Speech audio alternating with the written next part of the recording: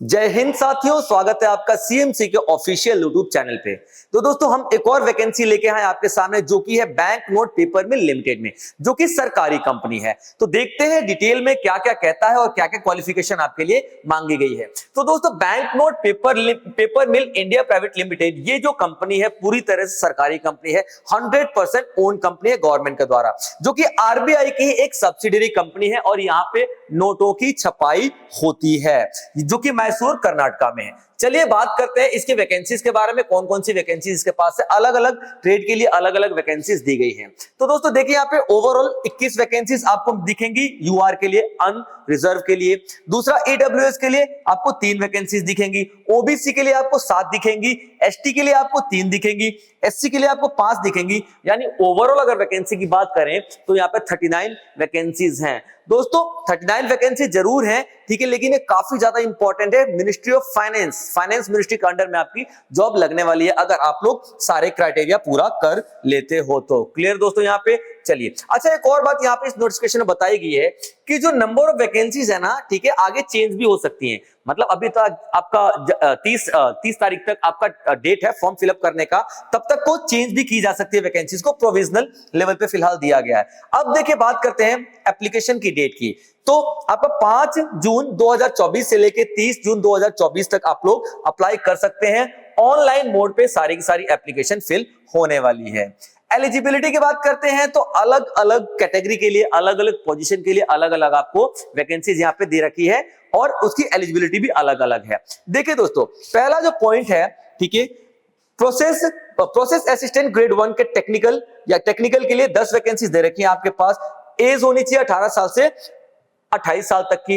आपके पास दोस्तों मैट्रिक की डिग्री होनी चाहिए, मैट्रिक यानी कि 10th क्लास की डिग्री होनी चाहिए। उसके बाद minimum 2 years duration course in ITI, यानी आईटीआई में जो 2 साल का कोर्स है आपके पास वो होना चाहिए, या फिर आपके पास 3 साल का डिप्लोमा होना चाहिए जिसमें 60% मार्क्स हो मैकेनिकल में। क्लियर दोस्तों यहाँ पे। चलिए उसके बाद देखते हैं पोस्ट क्वालिफिकेशन मिनिमम कितनी होनी चाहिए, एक्सपीरियंस कितना होना चाहिए आपके पास। मिनिमम 2 साल का एक्सपीरियंस होना चाहिए किसी भी इंडस्ट्री में जो कि मैन्युफैक्चरिंग प्रोडक्शन ऑपरेशन से रिलेटेड हो। चलिए दोस्तों आगे बढ़ते हैं अगले पोजीशन के लिए, अगले पद के लिए। अब देखिए यहाँ पे नेम ऑफ द पोस्ट, ठीक है। अगला पोस्ट आता है यहाँ पे प्रोसेस असिस्टेंट ग्रेड 1 टेक्निकल के लिए। 4 पोस्ट है। उम्र की बात करें तो सेम है, 18 साल से लेकर 28 साल तक, ठीक है। मैट्रिक पास मांगा गया है यहाँ पे और 2 साल का आईटीआई यहाँ पर भी मांगा गया है और 3 साल का यहाँ पे डिप्लोमा मांगा गया है जिसमें कि 60% मार्क्स आपको होने चाहिए। और यानी कि इन दोनों में से कोई एक क्वालिफिकेशन आपके पास होनी चाहिए। 2 साल का एक्सपीरियंस होना चाहिए रिलेवेंट इंडस्ट्री में, मैन्युफैक्चरिंग प्रोडक्शन ऑपरेशन, इस टाइप की इंडस्ट्री में आपके पास 2 साल का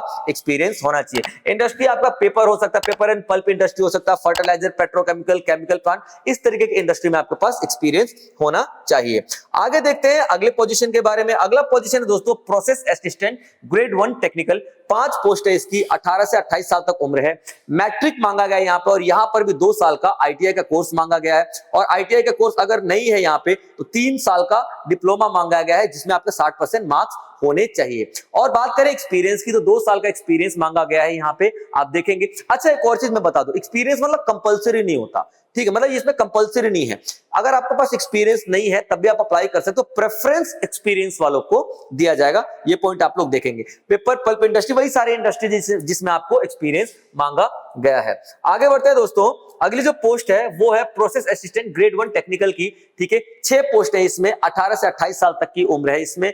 पास होना चाहिए मैट्रिक, 2 साल का आईटीआई होना चाहिए, या फिर सेम चीज है यहाँ पे 3 साल का डिप्लोमा होना चाहिए जिसमें 60% मार्क्स हो और एक्सपीरियंस आपका 2 साल का होना चाहिए paper and pulp industry, fertiliser, petrochemical और बाकी सारे मैन्युफैक्चरिंग इंडस्ट्रीज में। क्लियर है। चलिए अगले पोजीशन देखते हैं अगला क्या कहता है, ठीक है।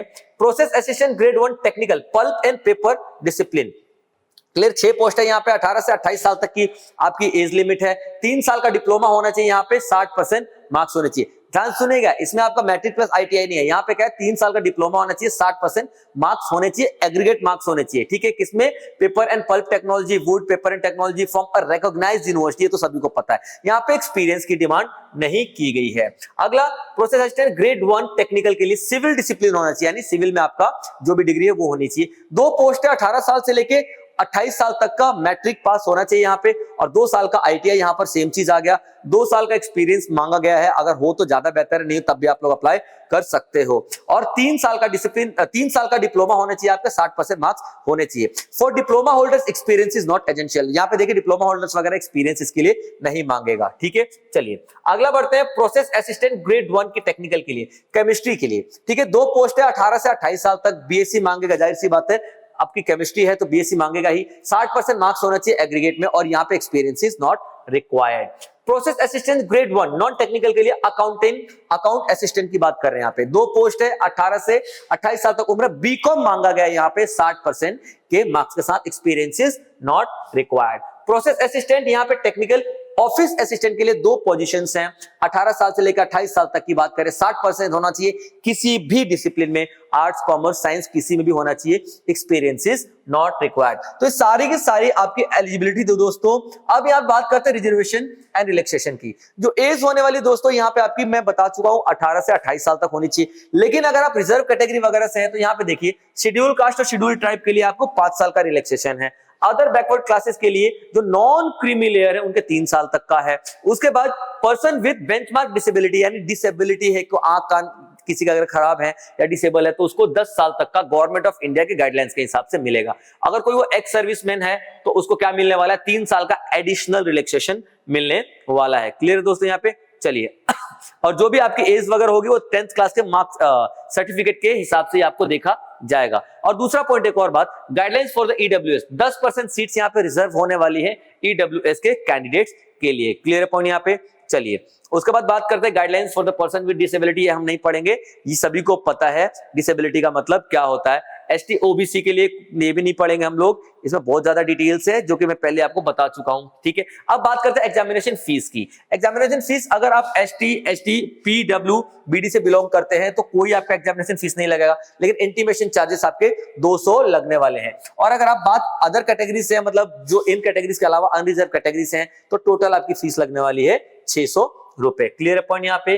पे स्केल की बात करें, ठीक है, तो यहाँ पे प्रोसेस असिस्टेंट ग्रेड 1 जो आपको दिखा रखा था तो उसमें 24,500 दोस्तों ये बेसिक पे है, बता रहा हूं। बेसिक पे का मतलब समझ रहे हो, बेसिक पे बहुत ज्यादा है ये बेसिक पे, ठीक है। यानी कि कहीं कहीं अगर बढ़ के सारा को टीएडी वगैरह सब कुछ मिला दिया जाए ना 70-80 हजार जाएगा, आप इसको कम मत समझना, याद रखना। क्लियर पॉइंट यहाँ पे। चलिए सिलेक्शन प्रोसेस की बात करें तो सिलेक्शन प्रोसेस में आपका रिटन टेस्ट के जरिए होने वाला है, और रिटन टेस्ट में आपके सब्जेक्ट रहने वाले हैं लॉजिकल रीजनिंग, क्वांटिटेटिव एप्टीट्यूड, ठीक है, और जनरल अवेयरनेस, जो 20-20 मार्क्स के होने वाले हैं। यहाँ पे मार्क्स आपका 20-20 होगा, और इंग्लिश में होगा 80 मिनट में होने वाला। इसके अलावा जो पेपर 2 होगा आपका, ठीक है, 40 नंबर का होगा, 40 मार्क्स का होगा, ठीक है, ये भी इंग्लिश में होगा 40 मिनट में। यानी कि टोटल जो आपका पहला पेपर होगा, ठीक है, इलेक्ट्रिकल के लिए, इलेक्ट्रॉनिक्स के लिए, chemical, pulp and civil engineering के लिए, तो आपका 100 नंबर का एक पेपर होगा जो आपका 120 मिनट का रहने वाला है, ठीक है।